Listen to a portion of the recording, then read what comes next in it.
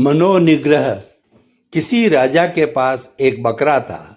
एक बार राजा ने घोषणा करवाई कि जो कोई भी व्यक्ति इस बकरे को चराकर तृप्त कर देगा उसे मैं अपने राज्य का आधा हिस्सा उपहार में दूंगा, लेकिन मेरी एक शर्त है कि बकरे का पेट पूरा भरा है कि नहीं इसकी परीक्षा मैं स्वयं करूंगा। उक्त घोषणा सुनकर दरबार में व्यक्तियों की लाइन लग गई। सभी कहने लगे मैं जाऊंगा, क्योंकि आधे राज्य का सवाल था, इसलिए हर कोई अवसर पाना चाहता था। सभी आपस में बात कर रहे थे कि यह भी कोई बड़ी बात है क्या, भला इस काम को कौन नहीं कर सकता है। अंत में राजा ने एक व्यक्ति को यह काम सौंप दिया। व्यक्ति बकरे को लेकर वन में गया। वहां उसने सारा दिन कोमल कोमल हरी घास अपने हाथों से तोड़ तोड़ कर खिलाई।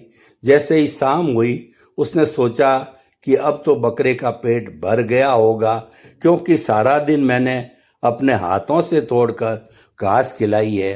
वह बकरे को लेकर राजा के सामने उपस्थित हो गया। राजा ने थोड़ी देर हरी घास बकरे के सामने रखी तो बकरा तुरंत ही उसे खाने लगा। यह देखकर राजा व्यक्ति से बोला, तुमने इसे पेट भर खिलाया ही नहीं, वरना यह घास क्यों खाने लगता।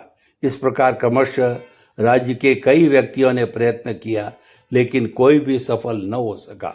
उसी समय उस राज्य में किसी तत्वचिंतक व्यक्ति का आगमन हुआ। उसने भी सारी बात सुनी।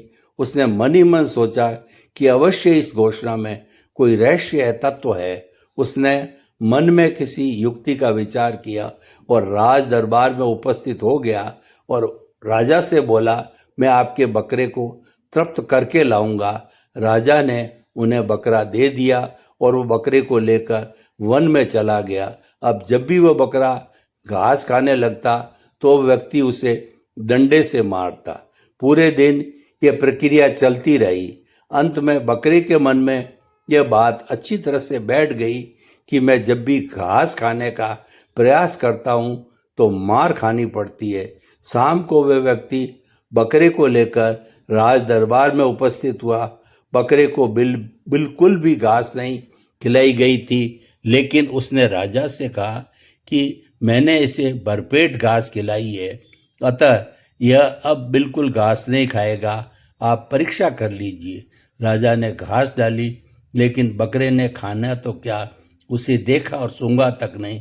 बकरे के मन में यह बात अच्छी तरह से बैठ गई थी, अगर मैं घास खाऊंगा तो मार पड़ेगी। यह बकरा कोई और नहीं अपितु हमारा मन ही है। इस पर जितना अंकुश करोगे उतना ही सुधरेगा।